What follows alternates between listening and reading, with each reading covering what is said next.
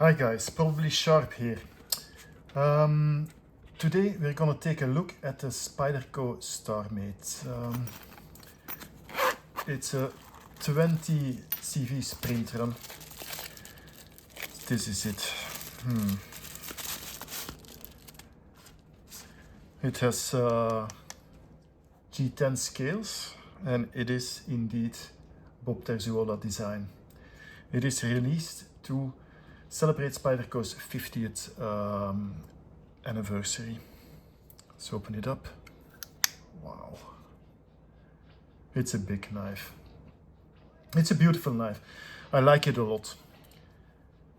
I was on multiple notify me list just to get it, because I'm from Europe. It's much harder to get this in to get these things in Europe.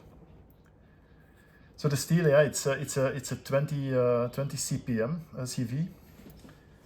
It's a hollow grind, as you can see, and it has a huge, really thick spine. Look at that spine, and it tapers off gently to the point.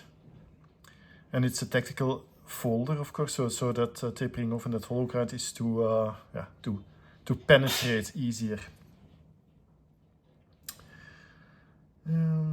The edge looks good to me, but I think we should take a look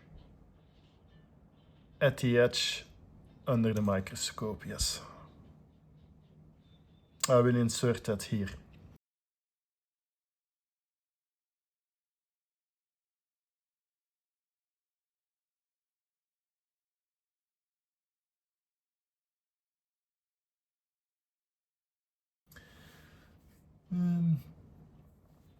So let's close it. See, the Spydie hole is entirely clear of the handle, and I like that a lot. Spyderco has a lot of designs where the Spydie hole is not is partially covered by the handle, and I also always thought of that as kind of sloppy design. It's like it's unfinished or yeah, not. But here it is, they've done it perfectly, there's no issue. As you can see, the knife also goes quite a bit in the handle here.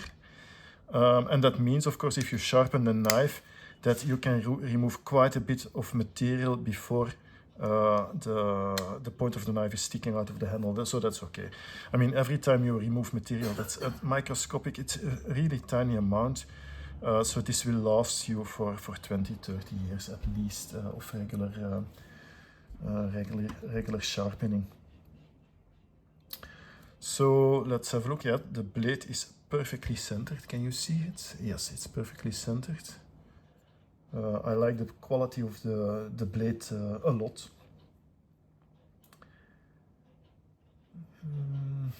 Let's look at the locking system. It is a liner lock. Yeah. And I'm not a huge fan of liner locks.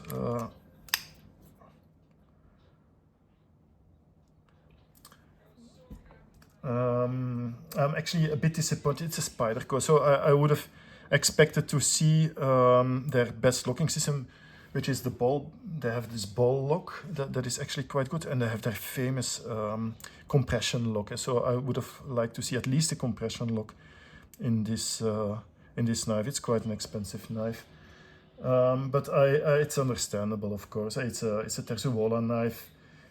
The liner lock, Terzuola almost always used liner locks, or still uses liner locks.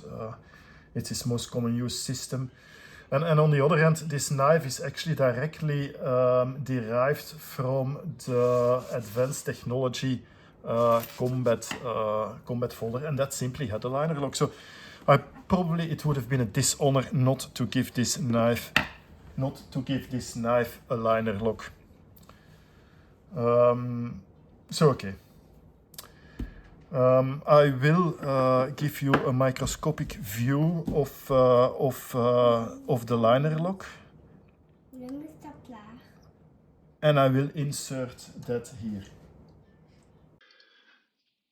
So this is a liner lock.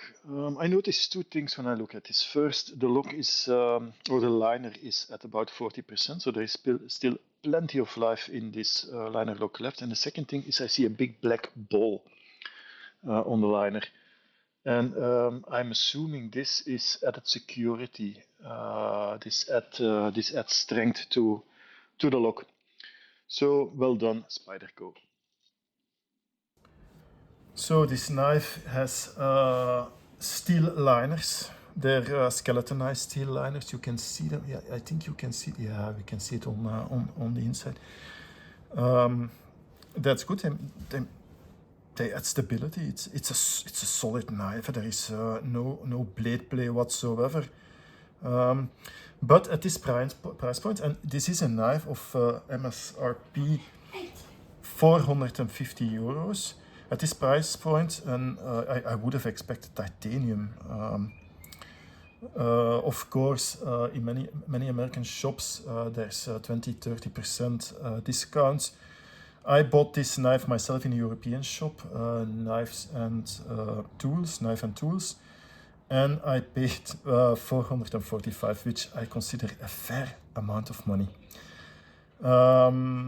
It hurts a bit when I think about it, honestly. Again, of course, with titanium, it would have been a frame lock probably, but they could have done something similar to the Subvert, so that the Subvert has what they call titanium liners, and on top of it there are carbon fiber scales, but the titanium liners are at least as thick as the frame of an ordinary titanium frame lock frame.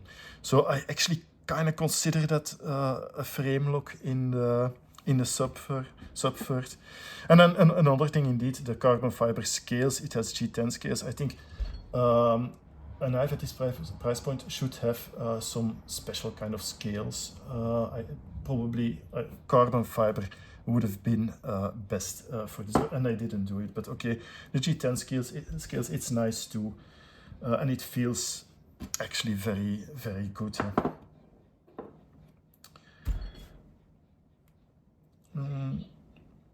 Then the steel, yeah, it's 20 CV, CPM 20 CV. It's good steel. It's premium steel.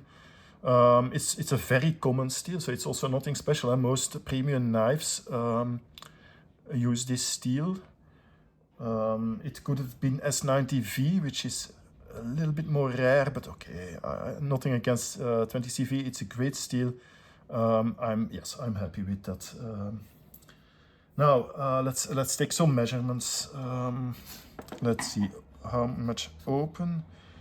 I think the knife, yeah, about 22 centimeters in full length. The blade itself is about 10 centimeters, and then in close length, I must say there is a tiny little bit of lock stick. It doesn't bother me so much, and I'm not. But I'll first continue with the length measurements. So 12.5 close length. I'm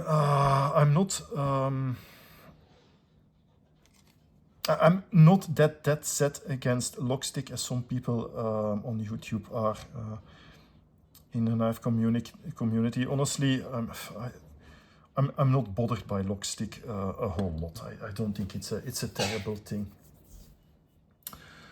So yes, it's a big knife. It has excellent handle ergonomics. The chimping here is great. Strong cuts will be very easy with this knife. Yeah. No, and the lock stick is slight, guys. There's not really an issue. There are 4 locations where you can put the back clip. So left, right, knife, tip up, tip down, anything goes. Anything is possible. And voila, that is my review of the Starmate 20CV by Spyderco and Terzuola. There you go.